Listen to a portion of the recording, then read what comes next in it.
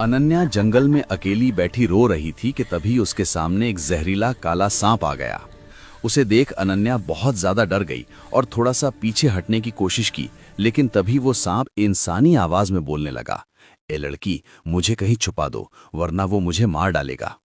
सांप को इस तरह इंसानी आवाज में बोलता देख अनन्या का पूरा जिस्म कांपने लगा, सांसें हलक ही में अटक गईं। इससे पहले कि वो कुछ समझ पाती, वो सांप फिर घबरा कर बोला, ए लड़की, देर मत करो, जल्दी से मुझे छुपा लो, वो आ रहा है। वो सांप इतना ज्यादा परेशान था कि अनन्या ने बिना सोचे उस काले सांप को पकड़ लिया और जल्दी से अपने दुपट्टे के नीचे छुपा लिया। सांप की ठंडी देह जब उसके जिस्म से टकराई तो एक पल के लिए वो सहम सी गई, लेकिन तभी दूर से एक अजीब डरावनी शक्ल का जादूगर हाथों में रंग बिरंगे सांप लिए अनन्या की तरफ बढ़ता चला आ रहा था।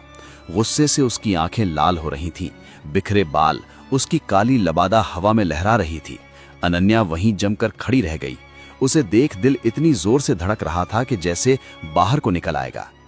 जादूगर तेज कदमों के साथ उसके पास आकर रुक गया। उसने अपनी लाल लाल आंखों से अनन्या को घूरते हुए गुस्से में पूछा, ए लड़की, इधर एक काला नाग आया था, क्या तुमने उसे देखा है? उस काले सांप का नाम सुनते ही अनन्या का जिस्म कांप गया, उसके हाथ पैर ठंडे पड़ गए। जादूगर की नजरें उसके चेहरे पर गड़ी हुई थीं। अनन्या ने हिम्मत करके जल्दी से जवाब दिया, नहीं बाबा, मैंने कोई नाग नहीं देखा।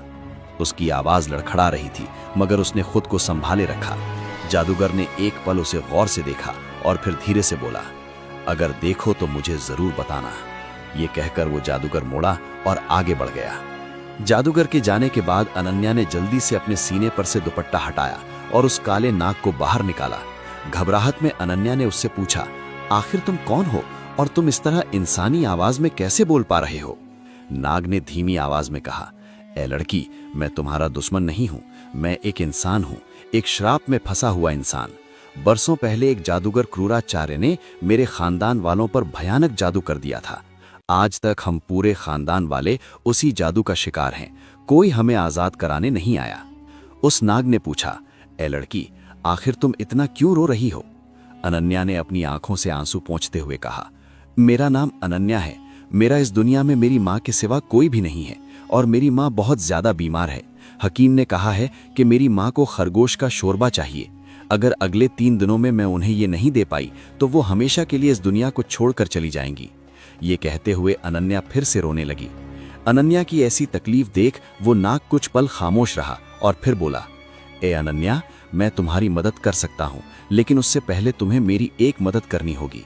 अगर तुम मुझे और मेरे पूरे खानदान वालों को इस श्राप से आज़ाद कर दोगी तो मैं तुम्हें एक बहुत कीमती पत्थर का नगीना दूंगा, जिससे तुम्हारे घर की सारी परेशानियां खत्म हो जाएंगी। और तुम्हें मैं एक ऐसी जगह बताऊंगा जहां बहुत सारे खरगोश रहते हैं।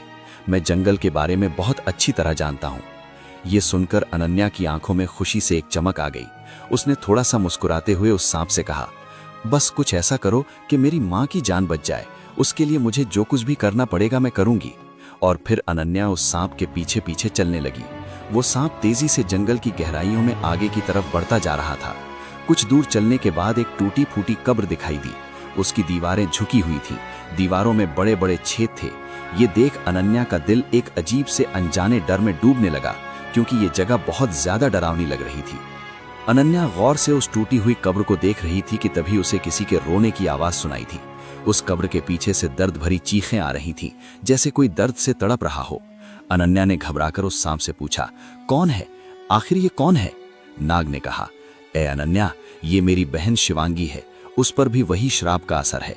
जब भी सूरज की रोशनी उस पर पड़ती है तो उसके पूरे जिस्म में इतनी तेज दर्द उठता है कि वो जोर जोर से चीखने लगती है। अनन्या 2 कदम बढ़ाकर उस टूटी फूटी कुटिया तक गई तो देखा वहां जमीन पर एक खूबसूरत लड़की तड़प रही थी। उसका आधा जिस्म सांप का था और आधा इंसान का। उसका चेहरा दर्द से लाल पड़ चुका था। ये देखकर अनन्या की आंखें भर आईं।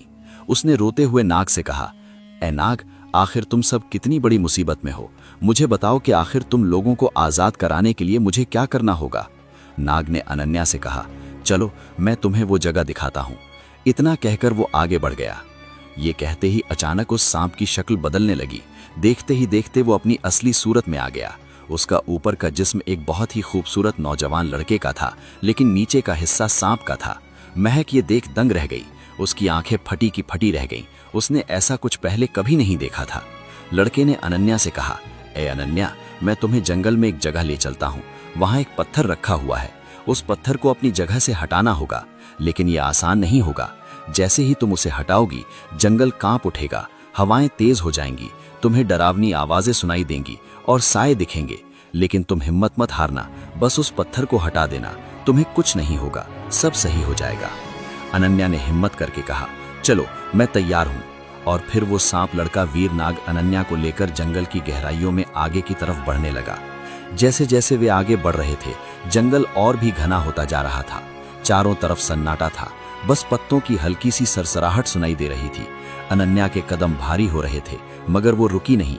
उसे बार बार अपनी बीमार माँ का चेहरा याद आ रहा था। कुछ दूर चलने के बाद वे दोनों एक खुली जगह पर पहुंचे। वहां बीचों बीच एक काला पत्थर पड़ा हुआ था। पत्थर पर अजीब सी निशानियां और लकीरें बनी हुई थीं। हवा भी जैसे थम सी गई थी। अनन्या का दिल जोर जोर से धड़क रहा था। अनन्या ने गहरी सांस ली और धीरे धीरे उस पत्थर की तरफ बढ़ने लगी। वो नौजवान सांप लड़का वीर नाग अनन्या के पीछे ही थोड़ी दूर पर खड़ा था। बेचारी अनन्या अपनी माँ की बीमारी के आगे इस कदर मजबूर थी कि वो आज उनके लिए सब कुछ करने को तैयार थी। उसके पैर कांप रहे थे, दिल जोर जोर से धड़क रहा था।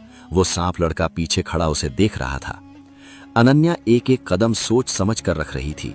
उसे बार बार अपनी माँ का चेहरा याद आ रहा था, वही उसे आगे बढ़ने की हिम्मत दे रहा था। आखिरकार अनन्या ने गहरी सांस ली और उस पत्थर पर हाथ रखा। जैसे ही उसने पत्थर को छुआ, जंगल में तेज हवाएं चलने लगीं, पेड़ों की डालियां जोर जोर से हिलने लगीं, चारों तरफ अजीब सी आवाजें गूंजने लगीं। अनन्या का दिल जोर जोर से धड़कने लगा, मगर उसने हिम्मत नहीं हारी। उसने पूरी ताकत लगाई और उस काले पत्थर को उसकी जगह से हटा दिया। पत्थर हटते ही सब कुछ शांत हो गया। हवा थम गई, जंगल में फिर से खामोशी लौट आई। उस पत्थर के नीचे से एक छोटा सा सफेद नगीना पत्थर निकला। वो हल्का सा चमक रहा था। उस नाग लड़के ने उसे उठाया और अनन्या को दिया। ए अनन्या, ये तुम्हारा है, इसे अपने पास रखना। तभी देखते ही देखते वीर नाग की भी शक्ल बदलने लगी। उस पर से जादू का श्राप खत्म हो रहा था। अब वो एक खूबसूरत नौजवान लड़के की शक्ल में बदल चुका था। उसके चेहरे पर मुस्कुराहट थी। उसने कहा, ए अनन्या, तुमने मुझे आजाद कर दिया। अब मैं तुम्हें उस जगह पर ले चलता हूँ जहाँ बहुत सारे खरगोश रहते हैं। चलो, मैं तुम्हें वो जगह दिखाता हूँ। दोनों जंगल में चलते रहे।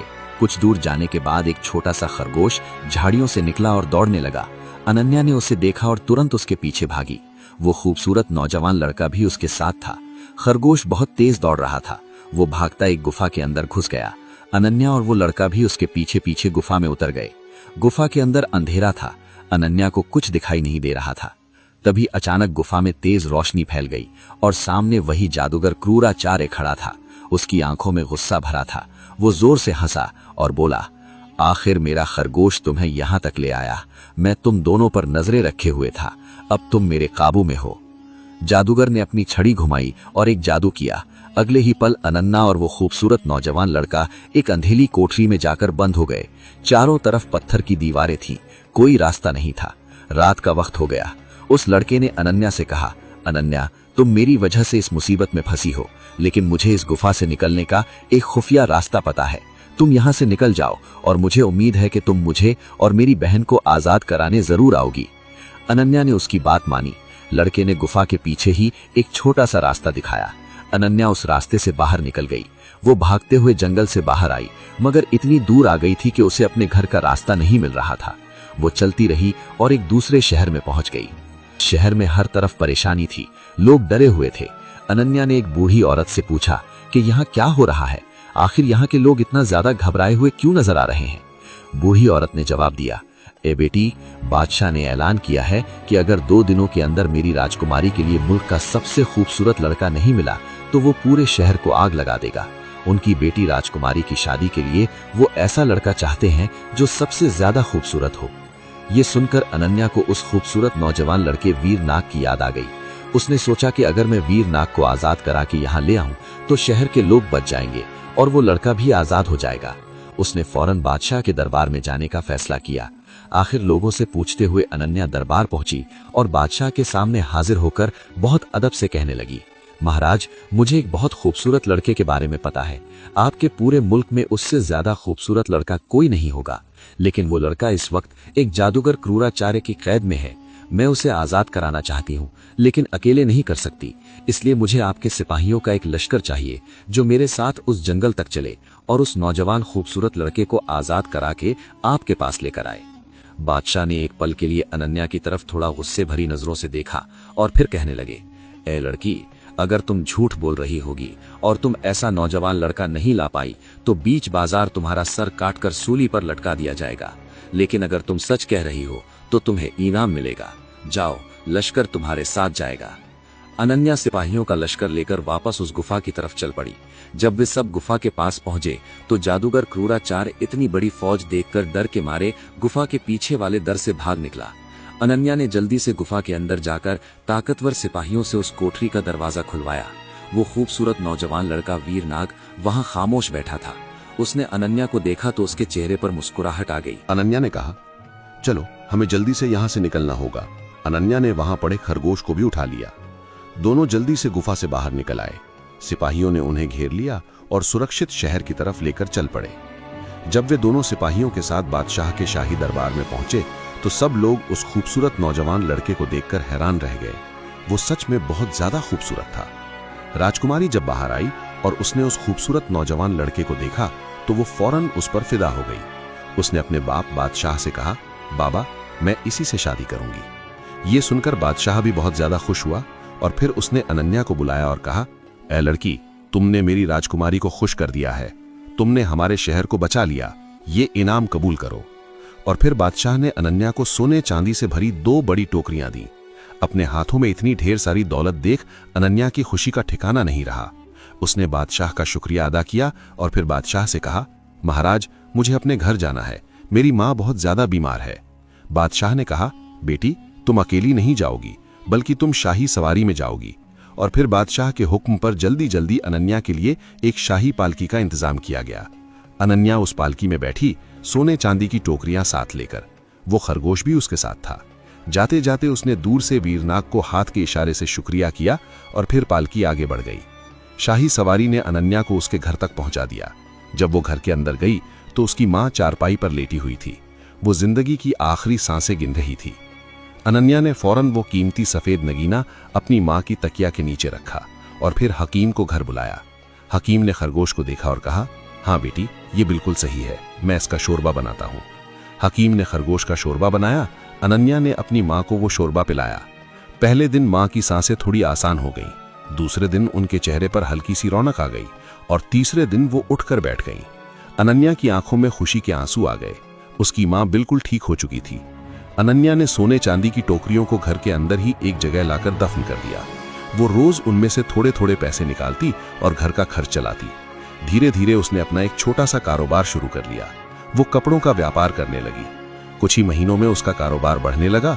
उस गरीब झोंपड़ी की जगह अब एक पक्का मकान खड़ा हो गया। एक दिन अनन्या अपने घर की छत पर खड़ी थी। उसने दूर जंगल की तरफ देखा तो उसे उसी खूबसूरत नौजवान लड़के वीरनाग की याद आ गई।